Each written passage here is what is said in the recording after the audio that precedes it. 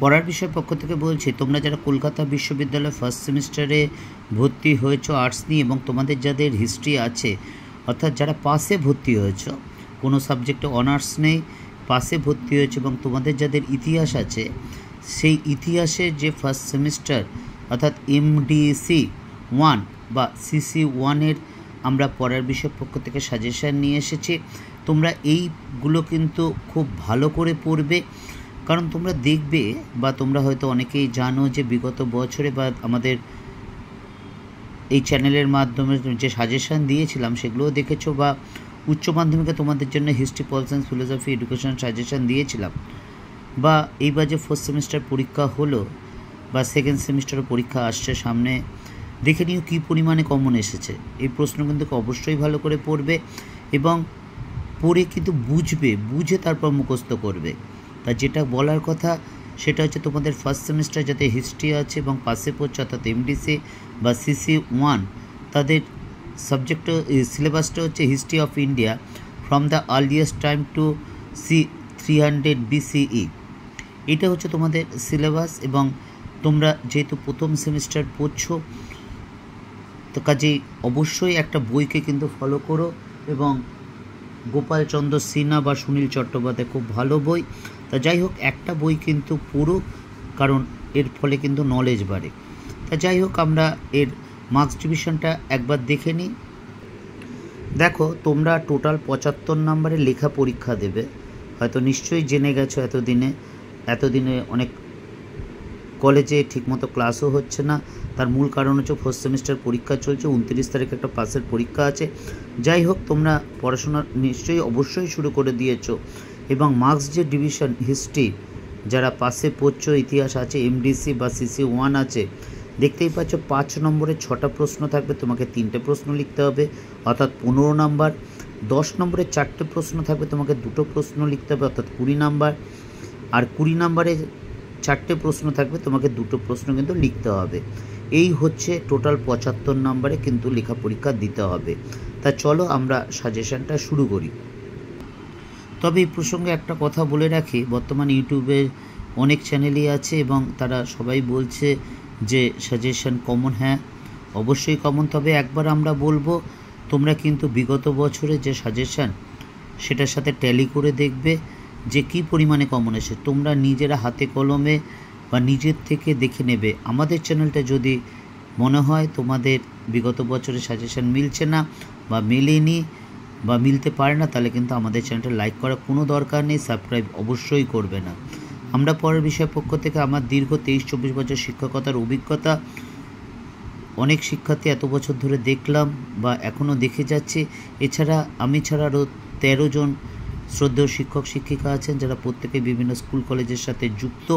কাজে বুঝতেই পারছো, এটা আমাদের শিক্ষার্থীদের একটা প্ল্যাটফর্ম করেছি যাতে আমরা কিছুটা সাহায্য করতে পারি এবং তোমাদের যদি উপকার হয় সেটাই কিন্তু আমাদের অনেক।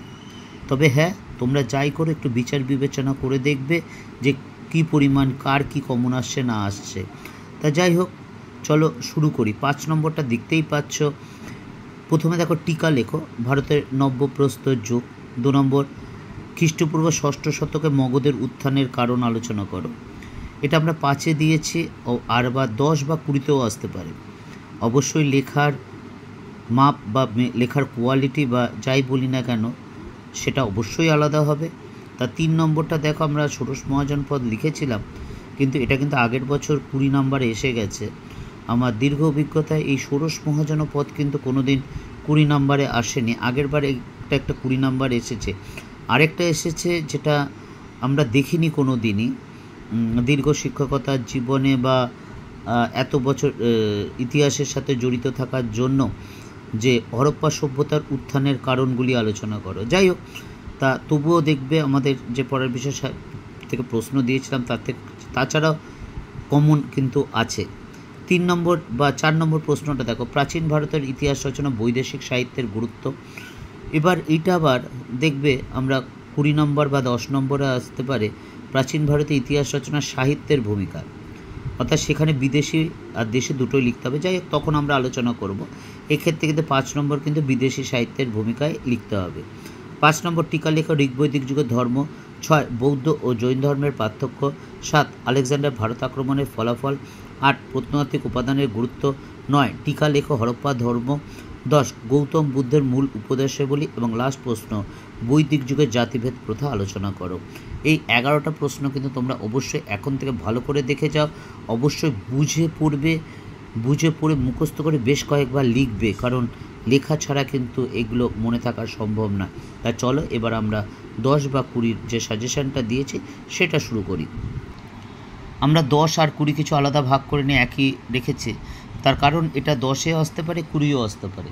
সাধারণত অধিকাংশ কোশ্চেনই আছে যেগুলো 10ও আসতে পারে বা 20তেও আসতে পারে। তবে হ্যাঁ, আবার বলছি, আগের বছর আরেকটা কোশ্চেন এসেছে 20 নাম্বারে ছিল হিস্ট্রি আর ইতিহাসের মধ্যে পার্থক্য, এটাও কিন্তু আমরা দেখিনি। 5-এ আমরা দেখেছি, কিন্তু 20 নম্বরে আসা এটা কিন্তু আমরা দেখিনি।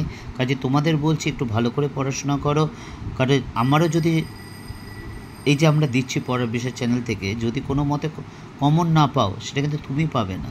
কাজেই তুমি বিশ্বাস করে দেখবে, বিগত বছরের ইতিহাস ঘেঁটে দেখবে যে কোন চ্যানেলটা বা তোমার পক্ষে কিন্তু সুইটেবল বা কমন আসছে, তা বুঝেই কিন্তু লাইক করো বা চ্যানেলটা আমাদের সাবস্ক্রাইব করো। কারণ আমরা কিন্তু পরের বিষয় চ্যানেল থেকে তোমাদের হিস্ট্রি এবং এডুকেশন অনার্স ছাড়া history, pol science, philosophy, education major, minor, এবং তোমরা জানো ফার্স্ট 3টে সেমিস্টারে আইডিসি পেপার থাকবে সবারই, এবং আমরা history, pol science, philosophy, education IDC paper বা ফার্স্ট এবং সেকেন্ড সেমিস্টারে সিভ্যাক বা ইএনভিএস এর কিন্তু আমরা নোট বা সাজেশন দিয়ে থাকি। ইতিপূর্বে আমরা সিভ্যাক বা ইএনভিএস এর সাজেশন দিয়ে দিয়েছি, বা আইডিসি পেপারও কিন্তু আমরা 2025 সালে সাজেশন দিয়ে দিয়েছি। আইডিসি মানে history, pol science, philosophy, education. কাজে যদি মনে হয় অবশ্যই দেখো, যদি উপকার পাও চ্যানেলটা লাইক করে সাবস্ক্রাইব করে আমাদের সাথে দেখো। তবে একবার দেখে নাও আমরা যে সাজেশনটা দিয়েছি, কারণ আমাদের নতুন চ্যানেল, এই বেশ কয়েক মাস হয়েছে, তার মধ্যে কিন্তু তোমাদের অনেক সহযোগিতা পেয়েছি, এটা ভালোবাসা পেয়েছি, এটা নিয়ে কোনো দ্বিমত নেই। এবার 10 বা 20 দেখো, খ্রিস্টপূর্ব 6ষ্ঠ শতকে প্রতিবাদী ধর্ম আন্দোলন উত্থানের সামাজিক ও অর্থনৈতিক প্রেক্ষাপট। এই প্রতিবাদী ধর্ম আন্দোলন অনেক সময় এটা না থেকে বৌদ্ধ ও জৈন ধর্ম বা বৌদ্ধ ধর্ম আন্দোলনের উত্থানের কারণগুলি আলোচনা করো। 2 নম্বর হরপ্পা সভ্যতার প্রধান বৈশিষ্ট্য আলোচনা করো। 3 নম্বর প্রাচীন ভারতের ইতিহাস রচনা, প্রত্নতাত্ত্বিকের গুরুত্ব, অর্থাৎ এটা থেকে আবার লিপির গুরুত্ব আসতে পারে বা মুদ্রার গুরুত্ব আসতে পারে বা এরকমও কিন্তু আসতে পারে। 5 নম্বরে 4টা দেখো হরপ্পা সভ্যতার পতনের কারণগুলি আলোচনা করো। 6 নম্বর মগধের উত্থানের কারণগুলি আলোচনা করো। ঠিক আছে। 6 নম্বর দেখো প্রাচীন ভারতের ইতিহাসের রচনা হিসেবে সাহিত্যিক উপাদানের ভূমিকা আলোচনা করো। এই সাহিত্যিক উপাদান বললে কিন্তু দেশি বিদেশি দুটোই লিখতে হবে, তাহলে 20 নম্বরেই আসবে। 7 নম্বর ঋগ বৈদিক যুগে ধর্মীয় জীবন আলোচনা করো। 8 হরপ্পা সভ্যতার প্রধান বৈশিষ্ট্যগুলি আলোচনা করো। 9 আর্য সমস্যাগুলো বিশ্লেষণ করো। এই আর্য সমস্যা বলতে দুটো ব্যাপার আছে, একটা হচ্ছে আর্যদের আদি বাসভূমি কোথায়, রাজ্যরা কোথার থেকে এসেছে বা। 10 নম্বর ঋগ বৈদিক ও পরবর্তী বৈদিক যুগের রাজনৈতিক অবস্থা আলোচনা করে। এবং লাস্ট প্রশ্ন, খ্রিস্টপূর্ব 6ষ্ঠ শতাব্দী প্রতিবাদী ধর্ম আন্দোলন, অর্থাৎ প্রতিবাদী ধর্ম আন্দোলন মানে বৌদ্ধ বা জৈন ধর্ম, যে প্রতিবাদী ধর্ম আন্দোলন তার সাফল্যের কারণগুলি আলোচনা করো। এবং এই স্টারগুলো দেওয়া কিন্তু ভালো করে পড়বে। তবে এখন বলছি তোমরা প্রত্যেকটাই ভালো করে পড়ো, এবং পরীক্ষার 1-1.5 মাস আগে কিন্তু আমরা ফাইনাল সাজেশন দেব।